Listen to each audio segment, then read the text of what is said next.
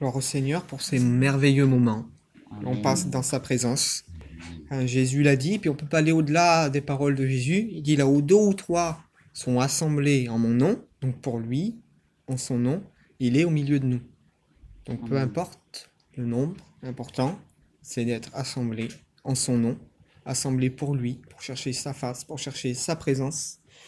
Et quand on le cherche et qu'il est là, ben, on peut que passer des bons moments, on peut que être béni. Vous savez, quand il dit deux ou trois, deux, ça commence chez nous. Toi, tes enfants, toi, ta femme, toi, ton foyer, toi, parfois avec un ami, un copain, tu partages. Et une fois, Dieu m'a donné un... Ça n'a rien à voir avec mon message, mais bon, je me laisse conduire. Dieu me montrait ce passage dans le sens... Il dit que chacun de nous, on est le temple du Saint-Esprit. Donc ça veut dire qu'il y a une partie de divinité, une partie de Dieu qui habite en nous. Et Jésus il dit, celui qui croit en moi, moi et le Père, nous ferons notre demeure en lui. Amen. Donc les personnes de la divinité habitent dans nos cœurs. Si moi, j'ai Dieu dans mon cœur, et que toi, tu as Dieu, et que tous les deux, on prie et on est ensemble, eh bien la part de Dieu que tu as dans ton cœur, elle va me parler à moi. Et la part de Dieu que moi j'ai dans mon cœur, ben, elle va te parler à toi. C'est pour ça que Jésus lui dit, là où deux ou trois sont assemblés, je suis au milieu d'eux. Par l'esprit qui est en moi et l'esprit qui est en toi, eh ben, on se communique ce que le Saint-Esprit nous révèle et nous partage. Et c'est là la puissance de Dieu. C'est pour ça il dit, l'œil peut pas dire à la main, j'ai pas besoin de toi. Il dit, on est un corps, chacun avec nos faiblesses, chacun avec nos défauts. Et c'est comme ce petit exemple que je vous ai montré tout à l'heure. On écrit 6 sur un morceau de papier, puis on le place face à face.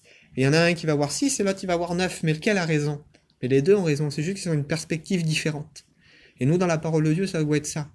Chacun peut avoir sa perspective, comme je le disais, tant que ça touche pas au péché, tant que ça touche pas à la sainteté, à la vie de Dieu, tant que ça touche pas au péché, chacun peut avoir sa perspective. Aujourd'hui, les gens se battent pour formaliser des doctrines, formaliser des dogmes, des façons de penser, la pensée unique. Et ils se battent pour des choses qui sont des fois tellement pas inutiles, parce que tout est plus ou moins utile, mais qui sont tellement, on va dire, quelque part secondaires.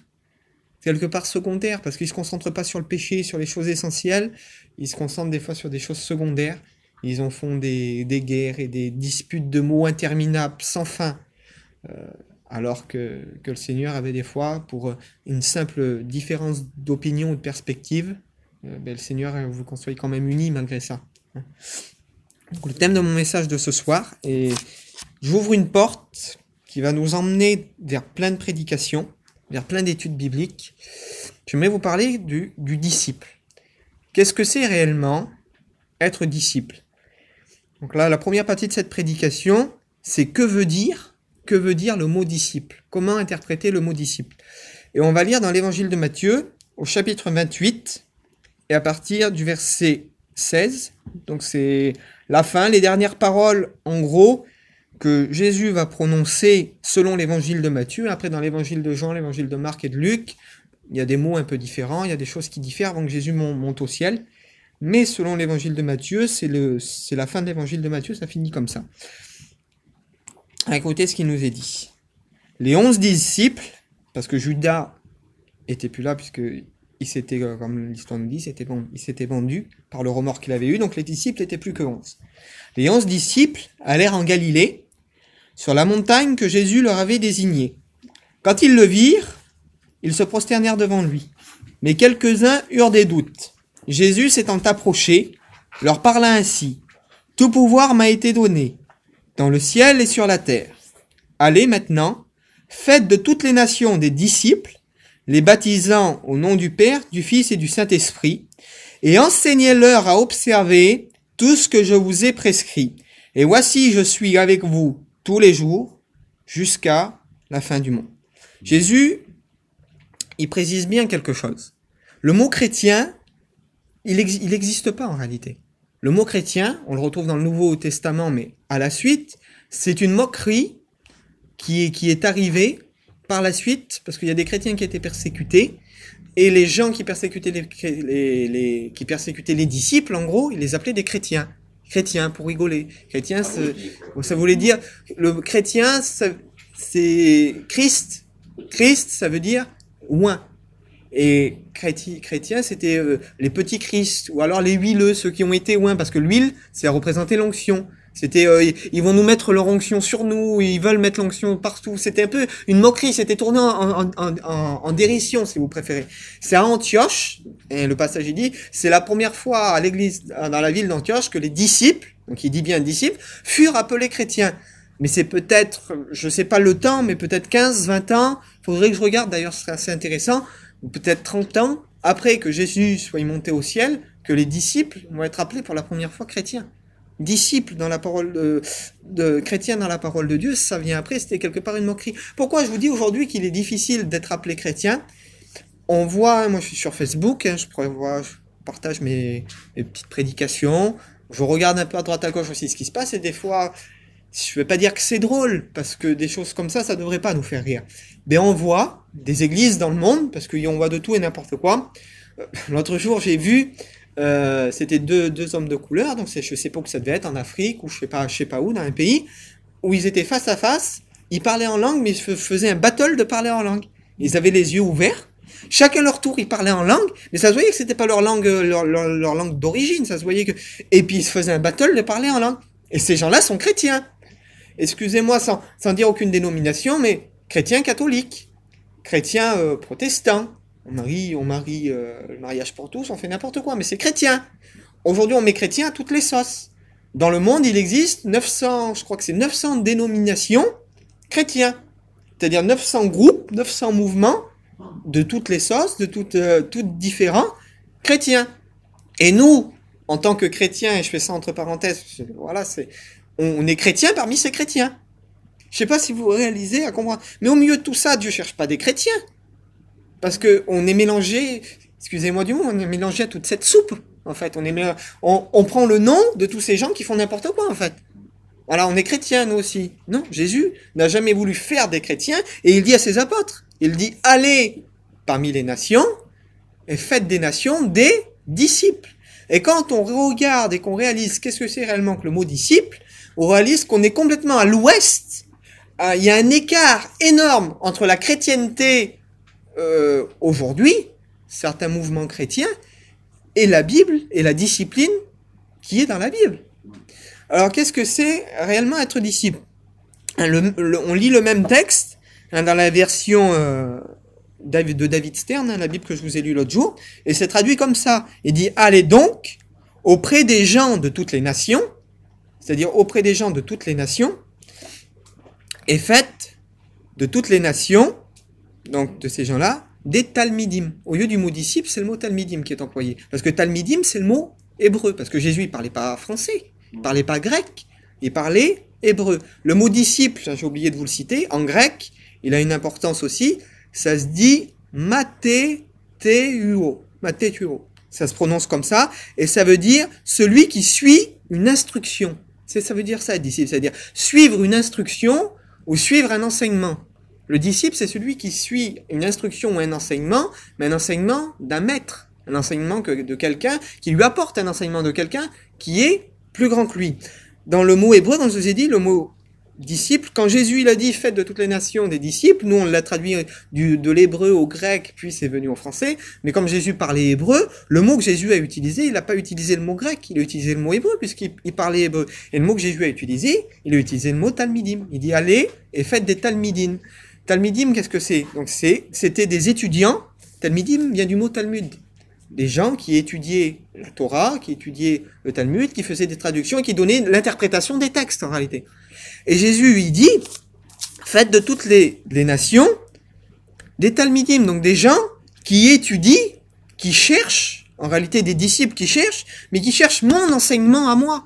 Pas l'enseignement à droite, pas l'enseignement à gauche, mais son enseignement à lui, parce qu'il faut savoir que quand Jésus est venu sur la terre en tant qu'homme, c'était un enseignant parmi des enseignants.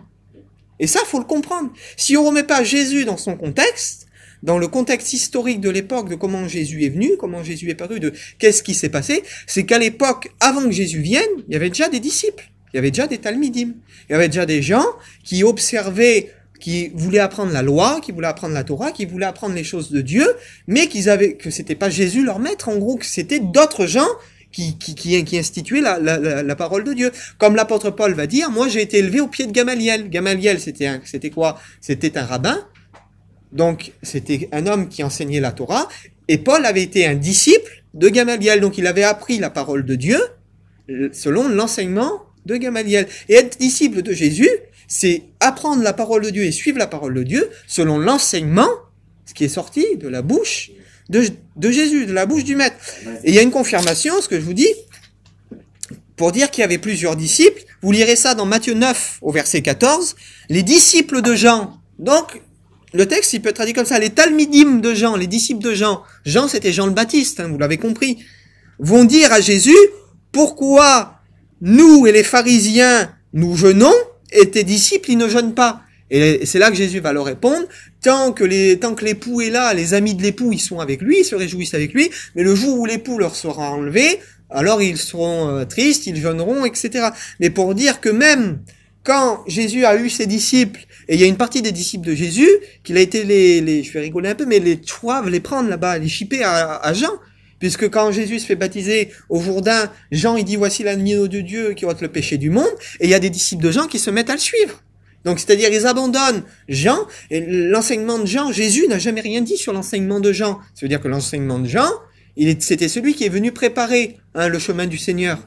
Voilà. Et l'enseignement de Jean, l'enseignement de Jésus a été une continuité plus approfondie, bien sûr, parce que Jésus, la parole faite chair, on va le voir après, mais a été une continuité de ce que Jean avait commencé à enseigner, en fait, puisque c'est lui qui préparait le chemin du Seigneur. Et Jean, c'était quoi son enseignement? C'est repentez-vous. Car le royaume c'était le même. Repentez-vous et convertissez-vous, soyez baptisés. Jean, il faisait le baptême de repentance. Mais la repentance, c'est ça, c'était de délaisser ses péchés, de se faire baptiser, pour ensuite suivre Dieu, en fait. Et Jésus, quand il est venu, l'enseignement qu'il a commencé à donner, c'est repentez-vous et convertissez-vous, afin que vos péchés soient pardonnés. C'était une continuité de ce que Jean avait commencé à faire. Mais pour vous dire, c'est qu'à l'époque, des talmidim, donc des disciples, il y en avait plein. Chez les pharisiens, il y avait il y avait les pharisiens, les sadducéens. Les sadducéens, c'était des gens, donc, comment dire, eux, ils avaient une interprétation de la loi, mais ils croyaient pas à la résurrection des morts. Vous lirez ça dans des passages de la Bible, qu'il y a des sadducéens qui viennent, qui interrogent Jésus sur la résurrection des morts. Ils essaient de le piéger, puis Jésus leur répond. Mais c'était des gens qui croyaient pas à la résurrection des morts. Et ils avaient leur école de pensée, avec des disciples, qui les suivaient à eux aussi, parce que c'était une école de pensée, parmi plusieurs écoles de pensée. Et Jésus, quand des gens ils viennent devant Jésus et qui disent rabbi ou maître, rabbi, excusez-moi, mais on peut pas dire autre chose que ce que la Bible dit, ça voulait dire rabbin. Il l'appelait comme un rabbin, comme quelqu'un qui enseignait la loi. Et quand Nicodème il dit, nous savons que tu es un docteur venu de Dieu, c'était pas un docteur qui guérissait les malades, c'est pas ça que ça veut dire. C'était un docteur de la loi, tel que le Nouveau Testament nous le présente. Les ministères, il y en a qui ont été donnés comme docteurs, il y en a été comme apôtres, d'hommes comme évangélistes. C'était ça, docteur. Docteur, c'était ceux qui scrutaient les Écritures, qui sondaient la profondeur des Écritures et qui donnaient leur interprétation des Écritures. Voilà. Et Jésus est venu, quand il est venu en tant qu'homme, pour donner son interprétation, mais la sienne, elle était plus valable que les autres, puisqu'il l'a directement reçu du Père, lui. Il est la parole faite chair. Donc c'est pour ça que quand il donnait la juste interprétation, ça chamboulait les gens, que les gens, il y en a, ils ont voulu le faire mourir, il y en a les gens, ils comprenaient pas, ils étaient troublés parce que Jésus leur donnait la juste interprétation de la loi. La juste interprétation de ce qui existait déjà. C'est pas une nouvelle loi qu'il leur a donné, Jésus. C'est pas un nouvel enseignement. C'est la juste interprétation de l'enseignement. Et on y reviendra, là j'ouvre une porte, mais on y reviendra dans les réunions à venir, de comment comprendre ce que Jésus a dit. Parce qu'il y a des clés, il y a des codes, il y a des choses que Jésus dit. Je devance un peu ce qu'on verra plus tard, mais ça donne aussi une image de compréhension. Pour vous faire comprendre. Si je vous dis en français, je vous dis casser la croûte. Nous, on sait ce que ça veut dire. Ça veut dire on va aller manger un morceau. Maintenant, en Angleterre, cette expression-là, elle n'existe pas. Si on dit à un Anglais casser la croûte, il va croire que tu vas vouloir casser une croûte de béton ou casser. Il va pas comprendre lui que ça veut dire manger un morceau. Et il y a des expressions en anglais, des expressions qu'un Anglais va dire. C'est bête. Quelqu'un que je connais, il a été en Angleterre. Et puis il a dit, je voudrais 2 tickets de train au monsieur qui était là. Mais il a fait ce signe-là. Pour nous, on fait ce signe-là, ça veut rien dire du tout, en fait. On fait ce signe-là, ça veut rien dire. Et le monsieur qui a vu ça, il lui a pris sa main, il l'a vite baissé. Il a dit, vous êtes pas anglais, monsieur? Parce qu'il parlait français. Il dit non, il dit, je suis pas anglais. Il dit, quand vous faites ce signe-là, en anglais, ça veut dire une insulte. Donc pour vous dire qu'il y a des choses que nous, on prononce. On va dire, on va casser la croûte. En Angleterre, ils comprendront pas. Alors, ils vont interpréter, on a cassé la croûte par, il a pris une pioche, et il a été creusé un trou, il a cassé une croûte. Mais en réalité, c'est simplement dire qu'il a été mangé. Jésus était hébreu, il était juif. Il y a des mots que Jésus dit, des expressions que Jésus dit, que nous on interprète littéralement comme c'est écrit. Mais dans l'hébreu, ça veut dire peut-être carrément autre chose, dans la coutume. Chez nous, on dit, il est beau, lui. Si je te dis, t'es beau, toi, qu'est-ce que tu comprends? Je me moque de toi. Mais si tu lis, si j'écris ça, t'es beau, toi. Ah, t'as vu, là, il a dit qu'il était beau. Il le trouve beau, en réalité. Mais non, je me suis moqué de lui. En fait, je pense pas qu'il est beau. Mais nous, on comprend, parce que dans notre coutume, quand je dis il est beau, ça, on arrive à savoir ce que ça veut dire, parce que c'est notre coutume. C'est notre façon de voir, notre façon de penser. Et si on enlève Jésus de sa coutume, Jésus de l'époque dans laquelle il vivait, parce qu'il parlait à son peuple, si on revient pas aux origines, alors on va pouvoir sortir des choses qui sont plus ou moins bibliques, je dis pas le contraire, mais qui ne sont peut-être pas la juste interprétation de ce que Jésus a voulu dire. Et on passe bien souvent de fois à côté du sens réel de l'enseignement, à côté du sens profond. Pourquoi? Parce que nous, en tant que bons Français ou bons Européens, d'une traduction de la Bible qui est venue comme ça, on la prend au littéral, et puis on croit que A plus B, ça veut dire ça. Alors que les choses ne veulent pas forcément dire ça. Un exemple tout bête, après je referme cette parenthèse, parce que c'est quelque chose qu'on reviendra dans d'autres prédications.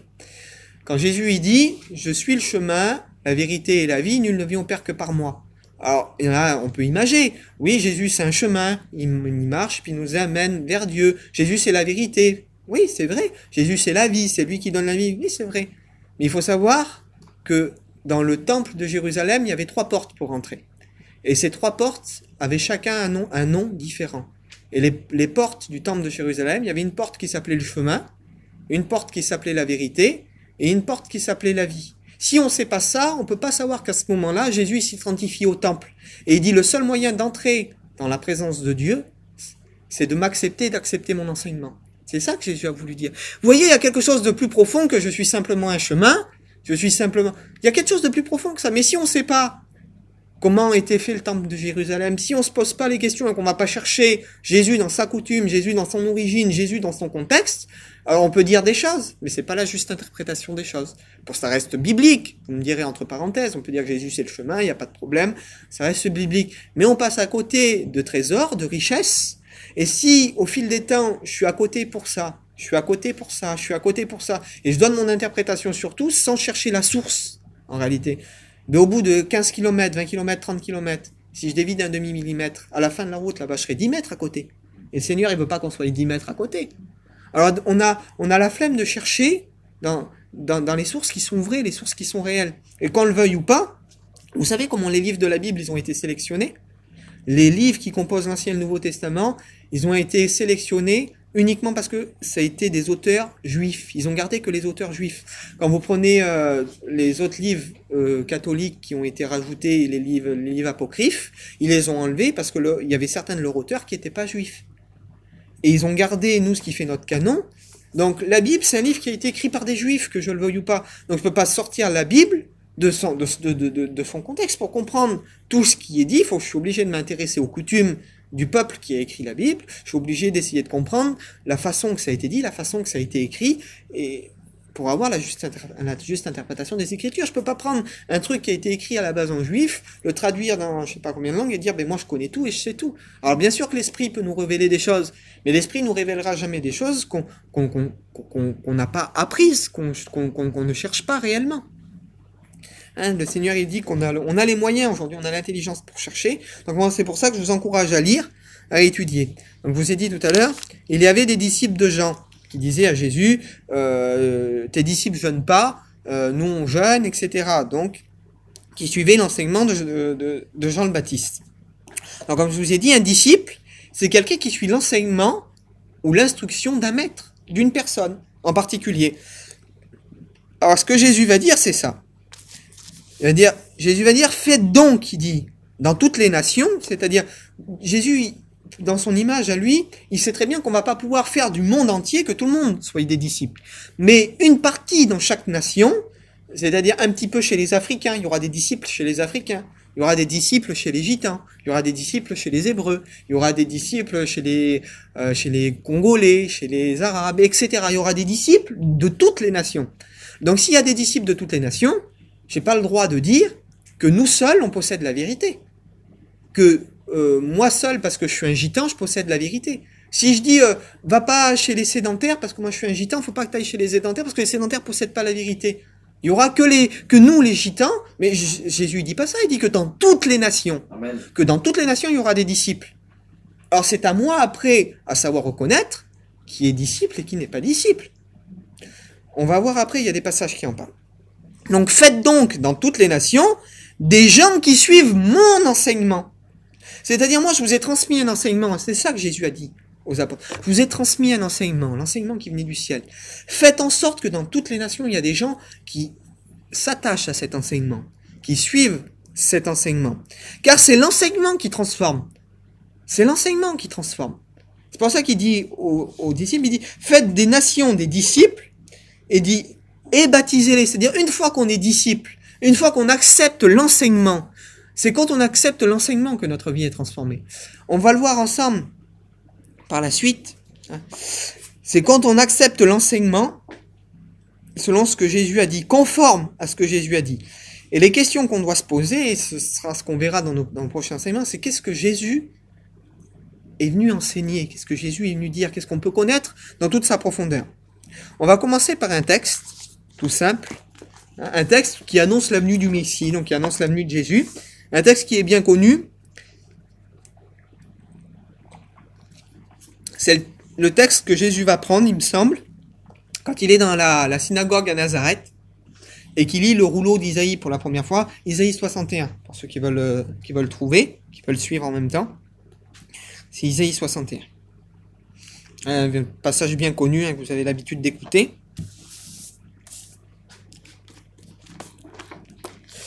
Alors, il est écrit ces paroles. Ils annoncent la venue du Messie. Isaïe 61.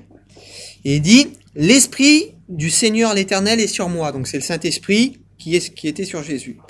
Car l'Éternel m'a oint.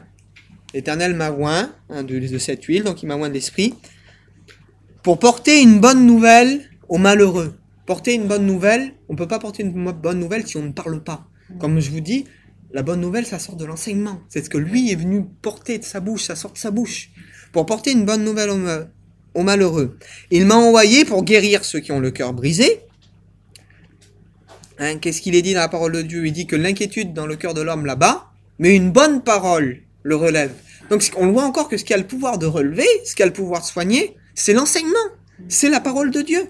C'est pas autre chose. On verra après comment le processus fonctionne et qu'est-ce que c'est réellement un disciple. Pour guérir ceux qui ont le cœur brisé, pour proclamer aux captifs la délivrance, et aux captifs la liberté, et aux prisonniers la délivrance. Comment on proclame?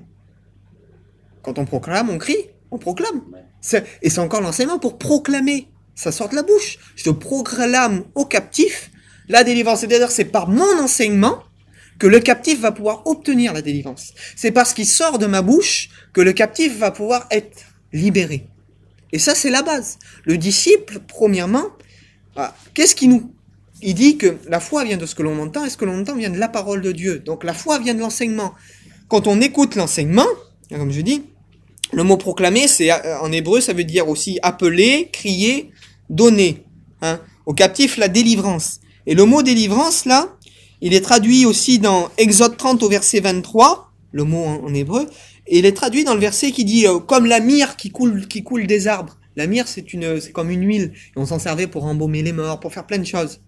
Et comme la myrrhe qui coule des arbres, mais la myrrhe, quand les arbres ils éclatent, il n'y a rien qui peut empêcher la myrrhe de couler, en fait. C'est quelque chose de naturel. Et ce qui est étrange, il dit pour proclamer aux captifs la délivrance, c'est en fait pour laisser aller les captifs. Je ne sais pas si vous comprenez, comme cette myrrhe là qui coule des arbres, de même que quand la parole est proclamée et qu'elle trouve la foi dans le cœur, il n'y a rien qui peut retenir la personne. Comme la myrrhe qui coule de l'arbre là, et que rien qui peut empêcher cette myrrhe de couler, de répandre son parfum, il n'y a rien qui peut retenir une âme. Quand la parole vient et frappe, quand l'enseignement du Messie frappe et qu'elle touche l'intérieur du cœur, c'est là que la transformation s'opère.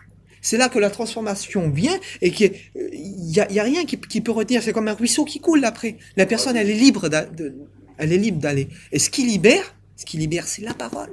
La parole a le pouvoir de libérer les âmes. Elle a un pouvoir exceptionnel. On le verra après. Je devance un peu, mais on y reviendra. Il dit, au commencement était la parole. C'est le départ. C'est ce qui a fait le départ. C'est ce qui a tout fait. On continue un peu plus loin. Hein? Alors, on revient. Qu'est-ce qui peut vraiment libérer pour proclamer aux captifs la délivrance? Il y a, comme je vous dis, la base des bases des bases. Ce qui libère, c'est la parole. Mais la parole à elle seule ne suffit pas pour être libéré totalement. Il y a la parole, parce que la parole, il dit que la foi vient de ce que l'on entend vient de la parole de Christ. La parole, c'est ce qui va me pousser, c'est ce qui va englober, c'est ce qui va attirer mon âme et c'est ce qui va me convaincre. Regardez. On va lire. 2. Hop. Regardez. On va lire pour comprendre. Jean 8, à partir du verset 30 à 36. Jean 8, à partir du verset 30. Là. Non, ça c'est 7. Non, c'est là, voilà, ça y est, j'ai retrouvé. Voilà, Jean 8, à partir du verset 30. Comme Jésus parlait ainsi, plusieurs crurent en lui. Et il dit aux Juifs qui avaient cru en lui, si vous demeurez dans ma parole, écoutez bien les bases, vous êtes vraiment mes disciples. Donc c'est la base.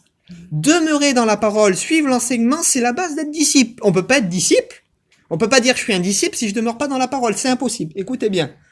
Vous connaîtrez la vérité et la vérité vous affranchira. C'est-à-dire que ce qui nous pousse à être affranchis, ce qui vient briser nos chaînes, c'est l'acceptation de la parole. Lorsqu'on accepte la parole et qu'on dit Seigneur, ta parole je l'accepte et je veux demeurer dans ton enseignement, dans tout ce qui est sorti de ta bouche en réalité. Je veux m'y appliquer, je veux demeurer dans ton enseignement et dans ta parole, c'est ce qui produit la délivrance. Vous connaîtrez la vérité et la vérité vous affranchira. Juste au-dessus, il est dit ça. Il dit si vous demeurez dans ma parole, vous êtes réellement mes disciples. Point. C'est même pas un point, c'est un point avec une petite virgule. C'est-à-dire que la phrase, elle continue. Les deux, c'est limite lié. Vous connaîtrez la vérité et la vérité vous affranchira. On continue. Ils lui répondirent, nous sommes de la postérité d'Abraham et nous fûmes jamais esclaves de personne. Comment dis-tu, vous deviendrez libres? Jésus, il dit, verset 34, en vérité, je vous le dis, leur répliqua Jésus, quiconque se livre au péché est esclave du péché. Or, l'esclave ne demeure pas toujours dans la maison.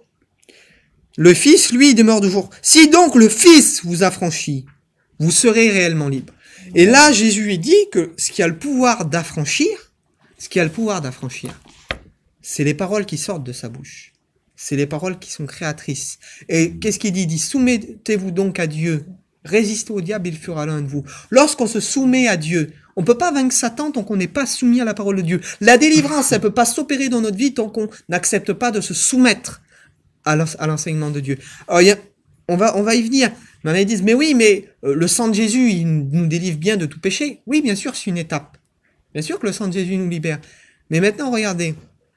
Dans certaines dénominations, confesse tes péchés. Mon père, j'ai fait ça, j'ai tué, j'ai volé. Tiens, le sang de Jésus te purifie, c'est bon. Oui, mais la personne, elle n'a pas accepté tout l'enseignement de la parole de Dieu. Elle a confessé ses péchés. Hein. Elle les a peut-être délaissés pendant un temps. Elle sait peut-être la personne que Jésus est mort pour elle, puisqu'il y a des dénominations, sans dire de nom, ils savent qu'ils disent le sang de Jésus nous purifie, c'est bien, Jésus est mort pour nous, c'est une réalité, oui. Mais de savoir que Jésus est mort pour toi, savoir que Jésus peut-être est mort et ressuscité, le reconnaître, savoir même que c'est le Fils de Dieu, ça suffit pas. C'est pas ce qui produit le changement dans ton cœur. Comme je vous dis, les dénominations, je donne le dis non, tant pis, mais chez les catholiques, c'est ça. Ils se confessent. Ils disent que Jésus est mort pour eux, ils le savent, hein. Oui, Jésus il est mort pour nous, il n'y a pas de problème.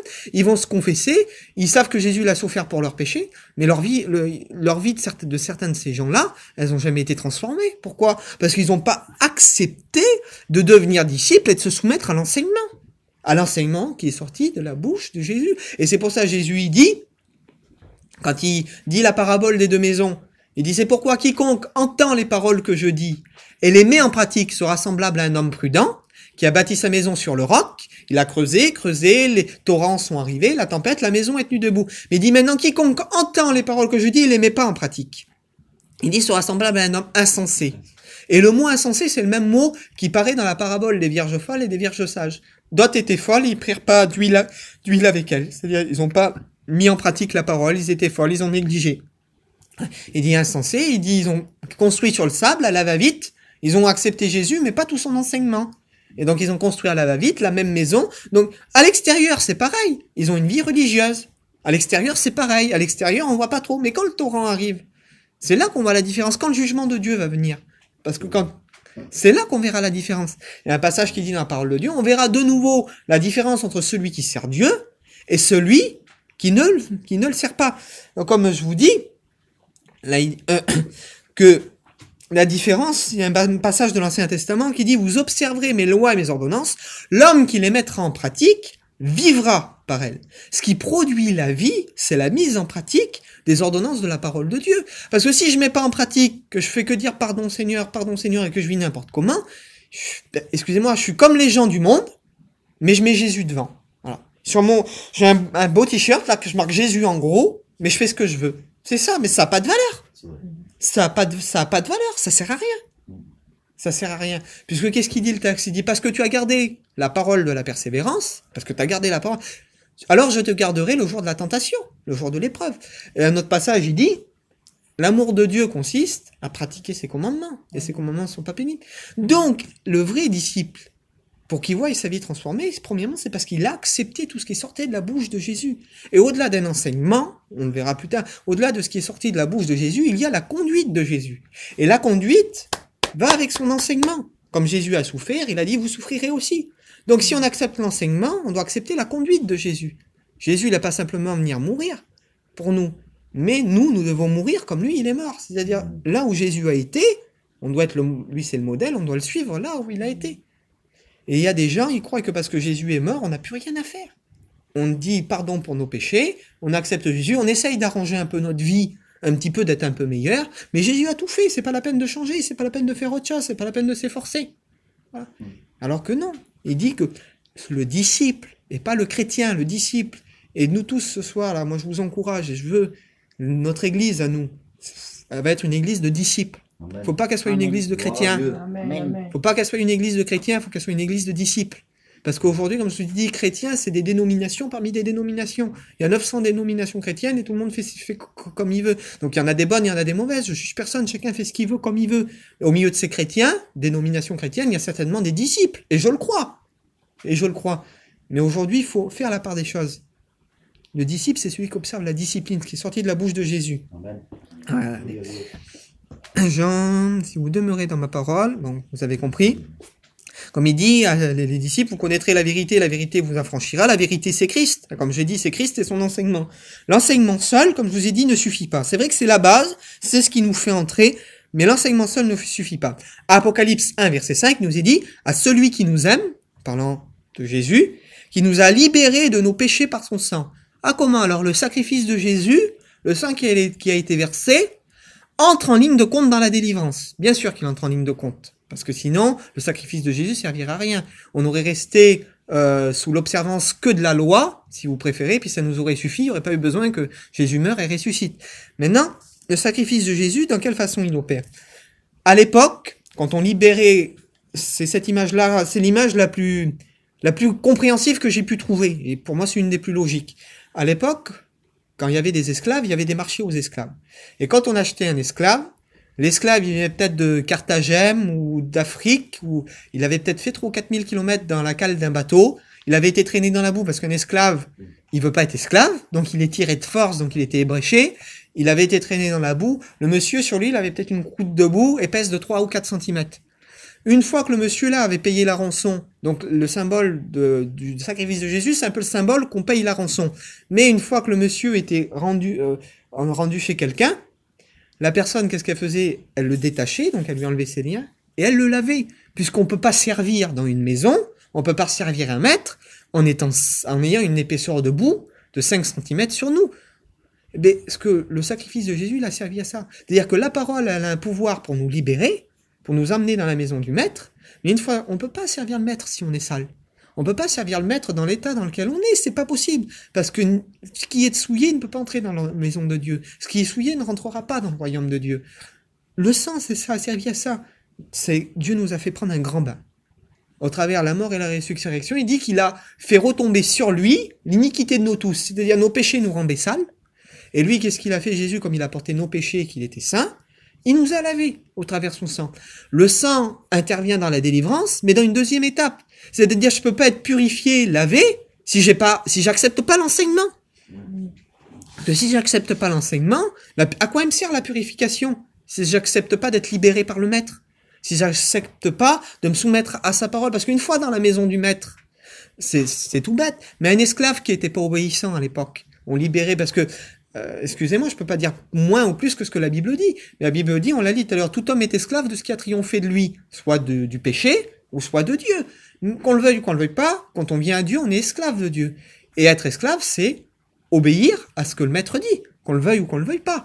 Donc, quand on entre, à l'époque, quand un esclave rentrait dans une maison, si l'esclave était pas docile, c'était comme ça, c'était barbare, mais qu'est-ce que vous voulez faire? L'esclave était fouetté, l'esclave était privé de nourriture, et si l'esclave était pas docile, ben il était revendu, il partait dans une autre maison, où il s'en débarrassait, il le mettait à mort, enfin, je sais pas ce qu'il faisait, mais au bout d'un moment, si l'esclave, il était pas docile, il partait voir ailleurs. Donc, tu peux dire que tu as été purifié par le sang de Jésus, c'est bien, si tu veux. Tu peux dire que Christ est mort pour toi, mais si t'es pas docile, selon l'enseignement du maître, qui vit, parce que tu vis dans la maison du maître et tu dois te plier à l'enseignement du maître, parce que c'est l'enseignement qui te permet de garder la vie, c'est l'enseignement qui te permet de vivre, c'est l'enseignement qui te permet d'accomplir tout ce que Dieu attend de toi, eh ben, à un moment ou à un autre, tu pourras dire que tu es toujours dans la maison du maître, mais tu seras dehors et tu t'en rendras peut-être même pas compte. Écoutez bien. Comme je vous ai dit, le sang aussi est nécessaire. Quand l'esclave était libéré, il était lavé, et c'est ça, il dit qu'on a été lavé par son sang. Il y a plein de passages qui en parleraient, mais je ne voudrais pas m'étendre là-dessus. Mais vous avez compris. Mais on peut pas, quand j'y reviens parce que c'est important, après je vais terminer, on peut pas être lavé par le sang si auparavant on n'a pas accepté d'être délivré, si on n'a pas accepté l'enseignement. C'est impossible. Écoutez ce qu'il nous est dit. 1 Jean, chapitre 5.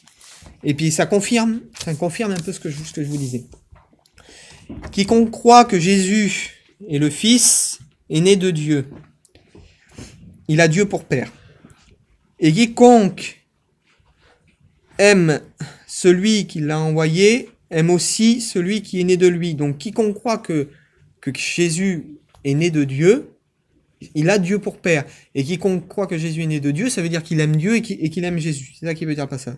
Nous connaissons que nous aimons les enfants de Dieu, à ce que nous aimons Dieu et ce que nous pratiquons ses commandements. C'est-à-dire, on reconnaît qu'on est des enfants de Dieu, qu'on est des disciples et qu'on aime Dieu, à ce que nous pratiquons ses commandements. C'est la base. Car l'amour de Dieu consiste à garder ses commandements, et ses commandements ne sont pas pénibles. Car tout ce qui est né de Dieu triomphe du monde. Et la victoire qui triomphe du monde, c'est notre foi en Dieu. Qui est celui qui triomphe du monde, sinon celui qui croit que Jésus est né de Dieu, que Jésus est le Fils de Dieu. C'est lui, Jésus-Christ, qui est venu avec l'eau et le sang. Donc voyez bien que, comme je vous ai dit, il y a deux choses qui nous font obtenir la délivrance, l'eau et le sang. Il y a le passage qui dit, en les purifiant par l'eau de la parole. Vous avez toujours été habitué, lorsque j'enseigne, je vous dis que l'eau, dans la Bible, ça nous représente l'enseignement, ça nous représente la parole de Dieu. Nul homme ne peut voir le royaume de Dieu s'il ne naît d'eau et d'esprit. L'eau, c'est la parole. L'eau, elle est toujours placée d'eau et d'esprit. Là, qu'est-ce qu'il dit? L'eau et le sang. L'eau, elle vient toujours avant. Parce que la foi vient de ce que l'on entend, et ce que l'on entend vient de la parole de Dieu. S'il n'y a pas la parole, tout ce qui vient derrière, même Jésus, mort, ressuscité, tout ce que vous voulez, s'il n'y a pas la parole, à la base, derrière, il n'y a rien. Derrière, c'est le néant. Et on va le voir ensemble. Jésus, lui, Jésus-Christ, qui est venu avec de l'eau et du sang. Non avec l'eau seulement, c'est-à-dire la parole ne suffisait pas. Il y a des passages qui dit que la loi toute seule, sans le sacrifice de Jésus, elle était sans force, parce qu'on ne pouvait pas l'accomplir. Mais, parce que Jésus nous lave, il nous donne le moyen de naître de nouveau et de pouvoir accomplir la parole. Non avec l'eau seulement et le sang. Et c'est l'esprit qui... Attendez, on va reprendre. C'est lui, Jésus-Christ, qui est venu avec l'eau et le sang. Non avec l'eau seulement, mais avec l'eau et le sang. Et c'est l'esprit qui rend témoignage. Parce que l'esprit est la vérité, car il y en a 3 qui rendent témoignage, l'esprit, l'eau et le sang, et les 3 sont d'accord. Et ces 3 choses-là, c'est les 3 choses qui nous font naître de nouveau. C'est le sacrifice de Jésus qui nous permet d'acquérir la nouvelle naissance, mais c'est aussi comme Jean, il dit dans son évangile, quand Jésus il parle le passage que je viens de citer, nul homme ne peut voir le royaume de Dieu s'il n'est doué d'esprit. Mais ce passage, il a une autre signification aussi. Lorsque Jésus est sur la croix, je crois que c'est l'évangile de Jean ou de Luc, juste avant que Jésus expire, il dit Jésus rendit l'esprit. Donc Jésus rend l'esprit. Il soupire. Et quand il rendit l'esprit, c'est à ce moment-là qu'ils vont briser les jambes des autres personnes parce qu'ils étaient pour voir qu'il les fasse mourir plus vite. Et quand ils vont venir sur Jésus pour y briser les jambes, ils se réalisent qu'il était déjà mort. Pour voir s'il était vraiment mort, ils ont pris une lance, ils ont percé son côté. Et qu'est-ce qui est sorti de son côté? De l'eau et du sang. Et c'est pour ça que les trois rendent témoignage. Parce que Jésus rend l'esprit, il a dit que l'esprit, l'eau et le sang rendent témoignage. Jésus rend l'esprit, donc Dieu récupère son esprit. La preuve que Jésus est mort et a tout accompli, c'est quand l'esprit a été enlevé, donc il est retourné au Père, et quand l'eau et le sang est sorti, afin que les prophéties s'accomplissent. Parce que la Bible dit qu'aucun de ces os ne devait être brisé. Et Jésus est mort d'une façon différente des gens qui étaient autour de lui, des deux autres crucifiés, parce que les deux autres crucifiés ont eu les jambes brisées. Parce que quand les crucifiés n'étaient pas morts au bout d'un certain laps de temps, on brisait les jambes des crucifiés, pour qu'ils puissent s'étouffer et pour qu'ils puissent mourir, parce que les crucifiés mouraient d'étouffement. Mais étant donné que Jésus, lui, son esprit était déjà enlevé, eh bien, ils lui ont pas brisé les jambes. Donc, ils ont percé son côté. À aucun des deux autres, on a percé les côtés. Hein. Parce que, étant donné qu'on a brisé ses jambes, ils les ont vus mourir. Mais ils ont soupçonné que peut-être Jésus dormait. Donc, ils ont percé le côté avec une lance et est sorti de l'eau et du sang. Et ça a été le témoignage que toute la prophétie concernant Jésus, concernant le Messie, pas toute à 100%, parce qu'il y a une autre partie qui s'accomplira lorsque Christ va revenir. La Bible nous parle d'un jour de colère, ou après que le Messie va venir régner sur les nations avec un sceptre de fer, etc. Des prophéties de l'Ancien Testament qui s'accompliront, bien sûr, quand le Messie reviendra, il n'y a pas de problème. Mais une grande partie des prophéties se sont accomplies quand il a rendu l'esprit, qu'il a été transpercé et qui est sorti de l'eau et du sang. Et c'est pour ça qu'il dit les trois rendent témoignage et les trois sont d'accord. Parce que ces trois choses-là ont attesté que Jésus a accompli des prophéties. Que Jésus a fait quand il était sur la croix, il a dit j'ai soif, on lui a donné du vinaigre. J'entrerai pas dans tous ces détails parce que ce serait carrément un autre sujet. Mais que pour vous dire que l'eau, dans tous les passages que vous prendrez, l'eau c'est toujours ce qui vient avant. L'enseignement c'est ce qui vient avant. Et il dit parce que tu as gardé la parole de la persévérance, qui nous gardera jusqu'à la fin. C'est pas parce qu'on parlera en langue, c'est pas tout ça c'est secondaire. Bien sûr, c'est bien de parler en langue, mais ce qui nous gardera en vie, dans les temps difficiles qui arrivent sur la terre, parce qu'il y a des temps très difficiles qui arrivent, c'est d'être fondé sur ce qui est écrit, et être fondé sur ce qui est sorti de la bouche de Jésus. Noé, comment il a sauvé sa famille? Dieu lui a dit, fais-toi une arche. Tu m'as dit de faire une arche, ben je fais une arche. Je cherche pas à droite, je cherche pas à gauche, je cherche pas ce que mes copains me disent, ce que tout le monde dit autour. Tu m'as dit de me faire une arche, je me fais une arche. Et je vais au bout de ce que tu m'as dit. Et ceux qui iront au ciel dans les temps qui arrivent, c'est ceux qui iront au bout de ce que Dieu leur a dit, de ce que la parole de Dieu leur a dit, de ce que Jésus aura mis dans leur cœur. Pas de suivre des mouvements, pas de suivre des paroles d'hommes, pas de suivre des dénominations, pas de suivre de ça. De suivre ce qui est écrit, mais ce qui est écrit réellement. De chercher réellement ce que Jésus a voulu dire, qu'est-ce que Jésus a voulu enseigner. Hein, comme on dit, comme tu dis toujours, et c'est ça que Jésus a enseigné, sors de ton confort, sors de ta zone de confort. Va chercher là le malheureux, celui qui pue, celui qui est pas bien, celui que les autres veulent pas s'approcher de lui. Sors de ta zone de confort. Aujourd'hui, les religions, c'est pas ça. Les religions, c'est va chercher que celui qui te ressemble. Le gitan va chercher le gitan et laisse le sédentaire aller chercher le sédentaire. Laisse le rhum aller chercher le rhum, laisse le manouche aller chercher le manouche. Aujourd'hui, c'est ça. Et c'est pas ce que l'enseignement de Jésus. Il dit, si les apôtres auraient fait pareil, alors. Jésus, il a dit, va dans les gens de toutes les nations. Aujourd'hui, mon frère, ma sœur, va chez les gitans, va chez les sédentaires, va chez les roms, va parmi les gens de toutes les nations, va partout. Partout où Dieu t'ouvrira une porte. Partout, parce qu'une âme, c'est une âme. Une âme, c'est une âme et elle a de la valeur pour Dieu. Il faut casser toutes ces choses humaines. Voilà. Alors, les trois, comme je vous ai dit, ils rendent témoignage et les trois sont en accord. Hein, l'eau, le sang et l'esprit. On va lire un dernier passage. Et on va conclure par ça. C'est le passage que je vous disais tout à l'heure. Passage bien connu. Il dit, Évangile de Jean, chapitre 1, verset 1. Au commencement, au départ de tout, la base de toute chose. Je me répète beaucoup, mais il faut que ça rentre dans l'esprit des gens. Au commencement était quoi? La parole. Au commencement était la parole. Et là, le mot parole qui est employé en grec, c'est le mot logos. Et le mot logos, il veut dire parole, mais il veut dire beaucoup de choses. Mais parmi ces traductions, des choses qu'il veut dire, il dit aussi enseignement. Le mot logos, il veut dire enseignement. Ce qui sort de la bouche de Dieu, mais selon son enseignement à lui. Et écoutez ce qu'il dit. Le mot logos, il veut dire aussi livre. Et quel livre était au commencement? le livre que Dieu nous a destiné. Sa parole. Sa parole, elle doit être au commencement de nos vies, tous les jours, tous les jours, tous les jours. Au commencement était la parole, et la parole était avec Dieu, et la parole était Dieu. Donc Jésus, il est la parole faite chair. Donc si j'obéis pas à la parole, si j'obéis pas à son enseignement, j'obéis pas à Jésus. Comment je peux dire que j'ai Jésus dans mon cœur si j'obéis pas à ce que Jésus a dit, puisqu'il est la parole? Si j'ai la parole dans mon cœur, ça doit me pousser à obéir. Ne vous amassez pas de trésors sur la terre. Ah, c'est Jésus qui l'a dit, ça, on le verra un peu plus tard. Mais c'est Jésus qui l'a dit, ça. Ah oui, mais t'as vu, Abraham, il était riche. Oui, mais Abraham, mon frère, il avait 2 femmes. Alors si je dis qu'Abraham, il était riche, que moi j'ai le droit d'être riche et de vivre comme je veux, alors j'ai le droit d'avoir 2 femmes aussi. Parce qu'Abraham, il avait 2 femmes. Alors aujourd'hui, on se prend un peu d'à droite, on se prend un peu d'à gauche, mais Jésus a dit, ne vous amassez pas de trésors sur la terre. Il dit, ne soyez pas envieux. Si on tend la joue droite, tend la joue... Il y a plein de choses.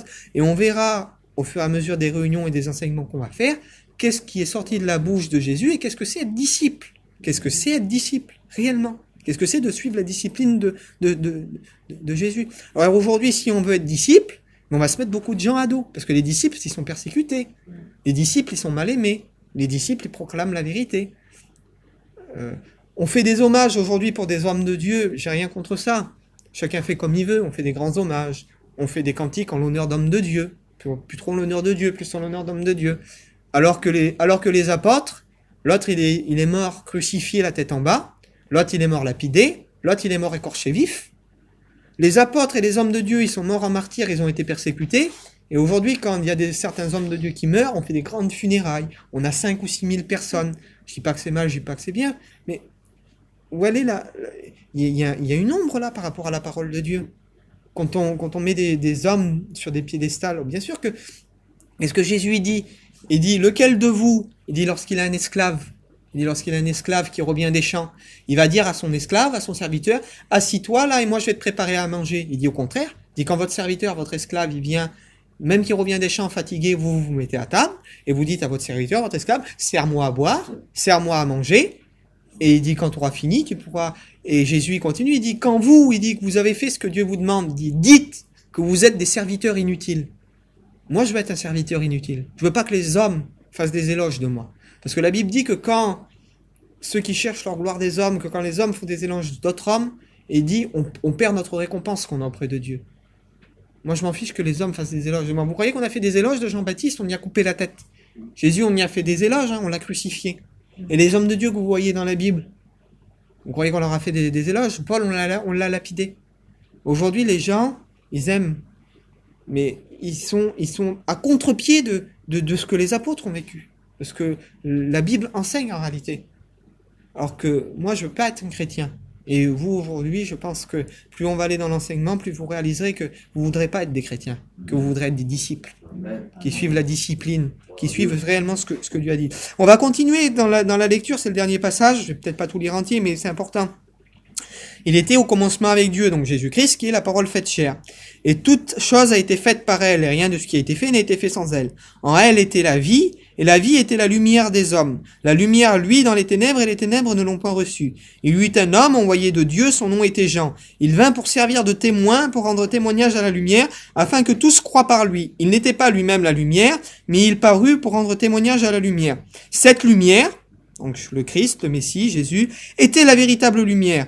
Ça veut dire qu'il y a des fausses lumières et qu'il y a des faux enseignements. Si lui, il était la véritable lumière, ça veut dire que ce qui sort pas de lui, ou ce qui sort de lui et qui est détourné, qui est tordu, eh bien, c'est que c'est pas la fausse lumière. Une lumière, vous savez, ça sert à éclairer. Mais aujourd'hui, il y a des lumières, elles éclairent pas. C'est des projecteurs, c'est des spots.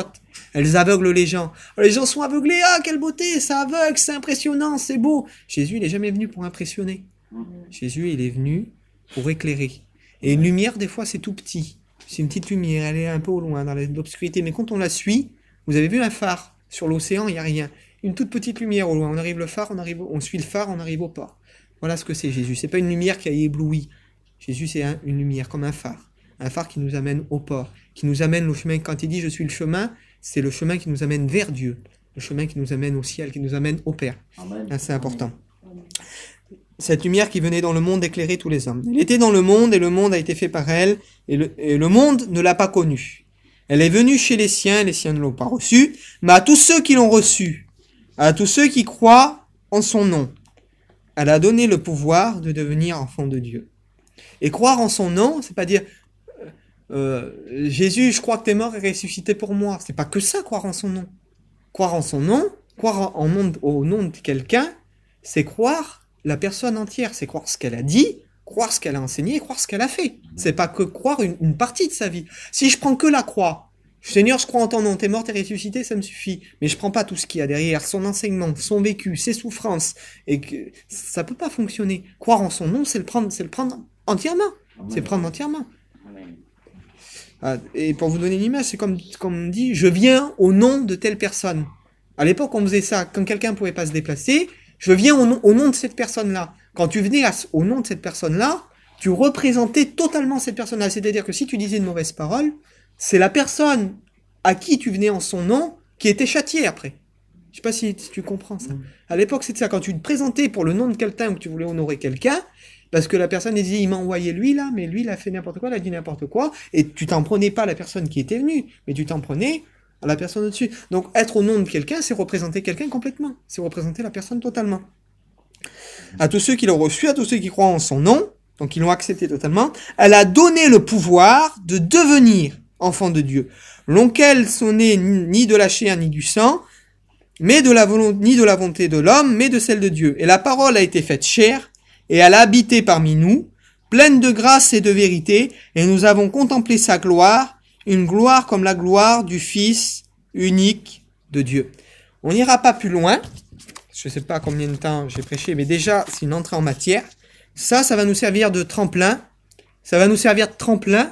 pour ce qui va être enseigné à la suite. Amen. Et nous verrons dans ce qui va arriver après, on décortiquera les paroles qui sortent de la bouche de Jésus, remis dans son contexte avec les coutumes de l'époque, avec ce que Jésus disait, et on verra comment certaines personnes l'interprètent aujourd'hui. On voit qu'il y a quand même pas mal de différences. Et pour être disciple, il faut accepter ce que Jésus a dit dans son contexte, avec la façon que lui il disait, comme je vous ai dit tout à l'heure, casser la croûte, si on dit en anglais, ça n'a pas de sens. Jésus a dit des mots que si on les traduit aujourd'hui, on les prend dans un sens, mais ça veut pas dire des fois ce que l'on lit ou ce que l'on comprend.